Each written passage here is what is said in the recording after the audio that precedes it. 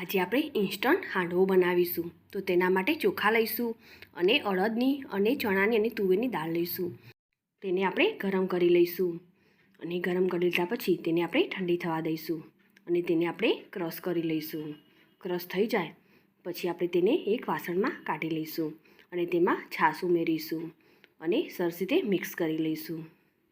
Mix કરી લીધા પછી થોડી વાર માટે તેને રહેવા દઈશું અને હવે તેમાં આપણે છીણેલી દૂધી, આદુ, લસણ, મરચાં અને કેપ્સિકમ ઉમેરીશું અને તેમાં સ્વાદ પ્રમાણે મીઠું, ધાણા જીરું પાવડર, લાલ મરચું, હળદર, તલ અને થોડી ખાંડ ઉમેરીશું અને મિક્સ કરી લઈશું અને થોડા દાણા ઉમેરીશું.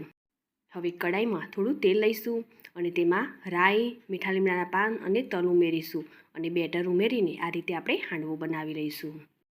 ડિટેલમાં રેસીપી જોવી હોય તો નીચે લિંક આપેલી છે અને મારી આ રેસીપી તમને ગમી હોય તો લાઈક, શેર અને સબસ્ક્રાઈબ કરજો.